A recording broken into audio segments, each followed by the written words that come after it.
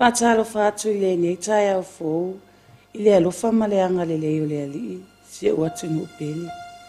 Ai me se o wo ma pa anga le UPU I tu fia o le ne la lani. O maia se yo tato tapua ile atua. Tato tatalo mo le anga pa ia. Le atua elo mato tama.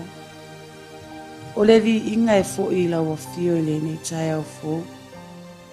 Ona oloa lofa malo anga lei. O fa pena. Ona e tue fafangu ina si o mato watu nuu. I loa lofa malo anga lei fai pea. Pe tai le ali ie. O e sila fia la mato ngaluenga fai I le aso ma le aso. I se upu fa malo si au mo si o mato watu nuu le ali ie. Tama. Mato tatalo mo lo anga pa ia. Se a wina mai e taito o lua I lo mato vai whale amana. Ina ia alu male mana la Upufou la folo. Ma whaatu mau ina pea le vi inga I la fio. Ono Yesu Keriso lo mato ali ma lo mato whaau. Amen. O le faitau wina, o le afionga pa ia le atua. O le tusi faitau o le ne yaso. Ua maua mai lea I le tusi a Paulo. Ia Filipi, lona mata upu e lua. A le fuai upu mua e whaangata I le whaa. Whaafafonga maia, le a o faitau wina. O a fionga pa ia le atua. O le nei, a whai e iai se whaamawhanawhana ia Keriso. A whai e iai se whaamatala loto I le alofa. A whai e iai se maafuta whaatasi ma le anganga. A whai e iai se alofa muti vale ma se loto alofa. I nā wha atoa mai ia e autu oli. I le ngā tasi o autu manatu ma le alofa e tasi. I le loto ngā tasi ma le maa natu I le mea e tasi. Awane I whaia se mea e tasi ma le whina o vale, ma le mita fua. A ia tai tasi autu manatu ma le loto Maulalo. Ua sili nisi ia te ia. Awane I taitasi ma vaava ai I ana lava mea. A ia taitasi ma vaava ai I mea aisi. Whaamanu ia mai le atua I le faitau wina o la nafionga pa ia I le tai au. Tu maua tupea ia te ia le vi inga. Nei e o I le whaavavau lana. Amen. O le manatu autu o le ne yaso ua whaapea mai. Ia whaataitai I le loto Maulalo Keriso. Ia whaataitai I le loto Maulalo Keriso. Imitating Christ, humility. Imitating Christ, humility. Ua ofa ngā aina le fuai upu e tolu. E autu iai le manatu o le nei tai au. O le a autu e faitau wina. Awane I whaia se mea e tasi ma le whina o vale.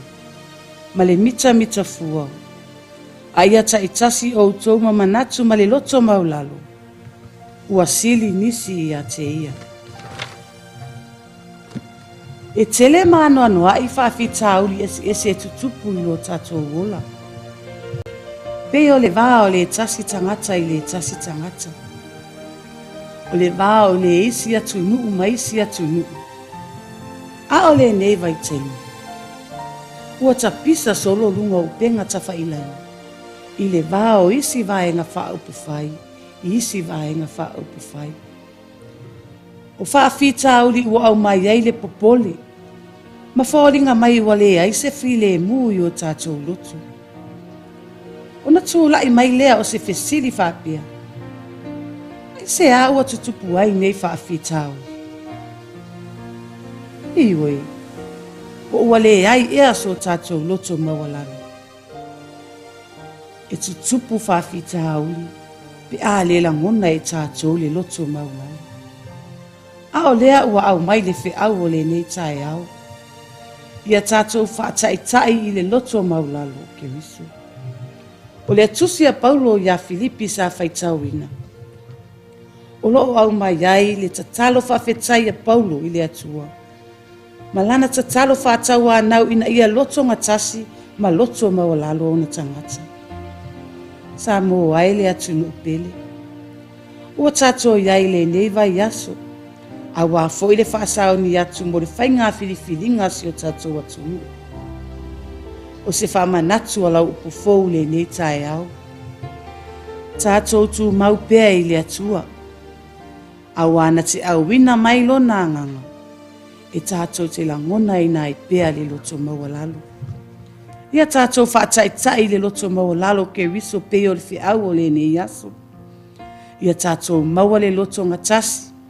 Ia tatou maua le alofa. Ia tatou maua le loto Maulalo. Ai maise o le file mu o le alii. Tatou talia le atua awana o ia na te li ua o tatou loto. O a foi mea whaingatā o le ola. Ia o mai. Tatou langona pea le loto Maulalo. O le ala foi lea na afio mai ai Keriso i le ala Maulalo.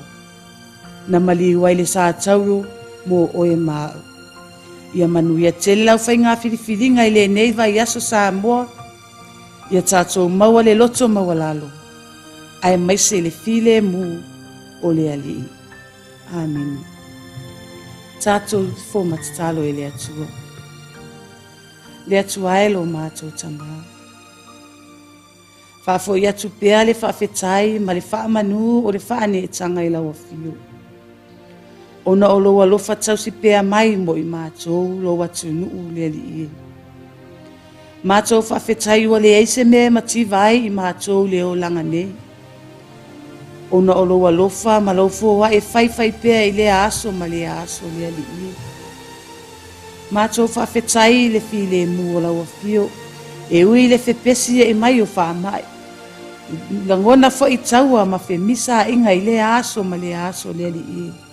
Pe tai whawhetai i lawa fio. I lau file mu moni o lo langona i pea le mawhanawhana i mātou lau whaamai. Mātou whawhetai i lau anganga pa ia. O le whesoaso ani sili mo i mātou i teimi e lu i tauai o mātou i mawhawhita uri o leo langa lea li i. Mātou whaafo i le vi inga i lau o fio tamaa. O lo o manuia tai o si o mātou watunu. Se ia o lava i tai o tutonu o mātou a inga tamaa. Mātou whawhetai i lau o fio le li i. O lo walo pele o Yesu Keriso na maliu ma whalava au le sātau. Ono i mātou le whanau wana sala. Liu alo mai au fofonga alofa le li i mātou. O lona e si la fia o i mātou o se whanau. Anga sala ma leo si tai o luma. O i mātou o le whanau e whiwhama sino ai. O mātou whailanga urenga e tatau ono e whaia. E wo whapena o na whaifo i o mātou lotu. E wao na mātou le whisili la o fio le li i. Mātou salo. Ia whapena o na maangalo i mātou. I le totolo waro pelo Yesu Keriso. Na maliu ma whaalava au le sātau. Ono i mātou le whanau wanga sala. Tamalo whai. Mātou talo mo whaamanu i anga. Mātou manatua o mātou si o mātou atunu o salalau i atunu e mamau. Whi au mangaluenga o awa onga rea li ia iai lo walo whatau muni a te ngātou. Ti u te fōi ma whi au tu tonu o si o mātou atunu o rea li ia. Ia whapena o nei iai lo wanga iei. Mātou talo mo whaamanu i anga i runga si o mātou atunu. I le nei vai aso il whaasau ni atu wai au wale whainga whiwhiringa. Le ali ielo mātou tamā, mātou titu i nātu i lau fio. To tofi mai e lau fio ni taitai i alolofa, o ni taitai e maua le loto Maulalo. Ma maua ai le file mua i mātou uma le ali ie. O ni taitai fo i sile o na manatu ma manatua lau fio i taimi uma le ali ielo mātou tamā. Whaamanuia e fo i lau sunga, lau a fio e tualo mātou tamā. I whawhianga inga tau langi o whapena. O na tau wasuina le ipu vai o le ola. I so o se tu e fia o le nei laro langi. Ia iai lau whamanu ianga. Pui mātou le ali ie mai whaamai e mai se mala whale nā atura o le nei laro langi. Le ali ie. Tinu te fo i mawhaiva o le nei aso tamā. Ia taito o lua ina i mātou umere mana o lau fio. E manu iai mea uma mātou te whaia. O le tatalo lea la atu i o suafa Iesu. Amen.